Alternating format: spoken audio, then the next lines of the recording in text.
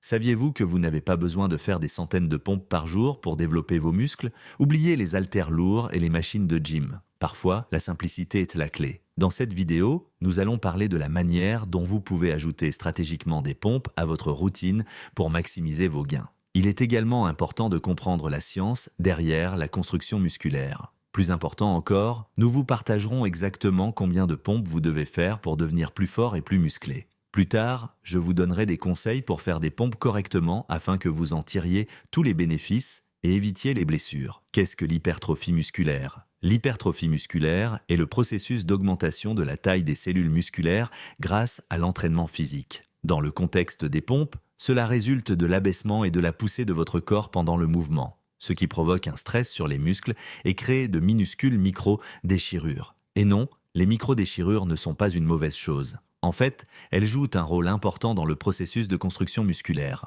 Lorsque le corps répare ces micro-déchirures, il ne les reconstruit pas simplement à leur état d'origine, mais les renforce et les agrandit, permettant une croissance musculaire accrue et une capacité à soulever des poids plus importants à l'avenir. Les pompes, un classique depuis toujours. Les pompes utilisent uniquement le poids du corps, mais elles offrent de nombreux avantages. Alors, comment les pompes affectent-elles réellement votre corps? Comment le corps réagit aux pompes? Les pompes recrutent de nombreux muscles à la fois, y compris la poitrine, le dos, les épaules et les bras. L'un des avantages de cet exercice est qu'il peut être modifié de différentes manières pour cibler des muscles spécifiques. Par exemple, effectuer une pompe standard avec les mains sous les épaules met l'accent sur la poitrine, tandis qu'une pompe serrée avec les mains plus proches des côtés cible les triceps. De plus, maintenir une position de planche tout au long de l'exercice engage votre corps jusqu'à la fin de vos répétitions.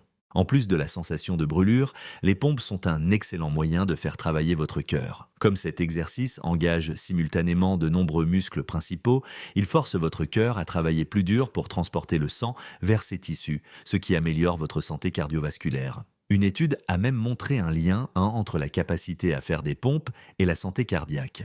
Selon cette étude, les hommes capables de faire 40 pompes avaient un risque significativement plus faible de problèmes cardiaques sur les 10 années suivantes que ceux qui ne pouvaient en faire que 10 ou moins. Les pompes pour la force et l'endurance. Les pompes renforcent également votre corps car la forme ressemble à une planche avec des mouvements de bras supplémentaires. Ainsi, vous développez la force et la stabilité du corps en maintenant cette position tout en effectuant vos répétitions. Enfin, à mesure que votre force augmente, votre endurance musculaire s'améliore également, ce qui facilite les activités quotidiennes comme porter des sacs de course lourds. Combien de pompes devriez-vous faire par jour? Pour déterminer combien de pompes vous devez faire par jour pour développer vos muscles, vous devez d'abord déterminer votre nombre maximal de répétitions en une seule série. Voici quelques lignes directrices.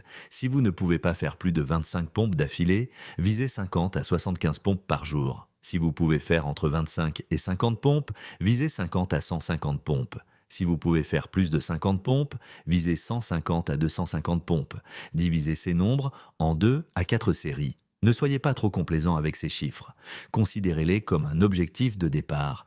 Mais efforcez-vous d'augmenter le nombre de pompes chaque semaine. Une bonne règle est d'ajouter 1 à 2 pompes par semaine à votre total précédent. La qualité avant la quantité. Le chemin vers la construction musculaire ne se résume pas à compter le nombre de pompes que vous pouvez faire. Ce qui compte vraiment, c'est la qualité de chaque répétition. Une bonne forme garantit que chaque muscle est correctement engagé, réduit le risque de blessure et maximise les bénéfices de l'exercice. Voici quelques conseils pour faire des pompes correctement. Gardez votre corps engagé pour éviter que votre dos ne s'affaisse ou que vos hanches ne remontent. Gardez votre tête, votre cou et vos épaules alignées avec votre colonne vertébrale. Gardez vos mains sous vos épaules, légèrement plus larges que la largeur des hanches. Pourquoi la surcharge progressive est importante?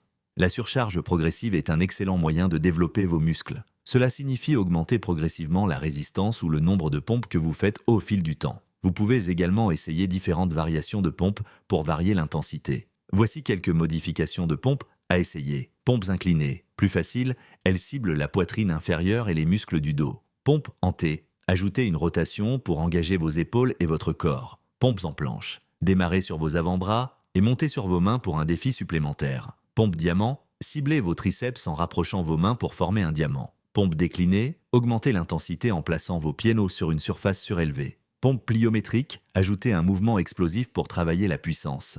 L'importance de la récupération. Il est essentiel d'intégrer des jours de repos dans votre routine.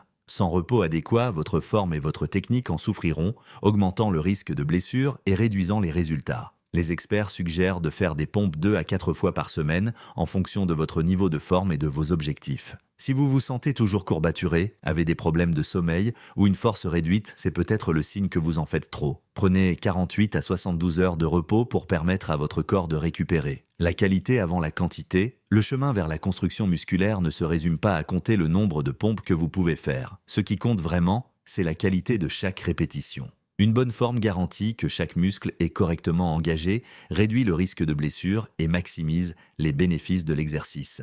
Voici quelques conseils pour faire des pompes correctement. Gardez votre corps engagé pour éviter que votre dos ne s'affaisse ou que vos hanches ne remontent. Gardez votre tête, votre cou et vos épaules alignés avec votre colonne vertébrale. Gardez vos mains sous vos épaules, légèrement plus larges que la largeur des hanches. Pour aller plus loin, si vous voulez améliorer votre esthétique globale, vous ne pouvez pas vous contenter de faire des pompes indéfiniment. Dans notre prochaine vidéo, nous vous montrerons comment compléter votre entraînement pour obtenir des résultats optimaux. Alors, assurez-vous de la regarder et encore merci pour votre attention.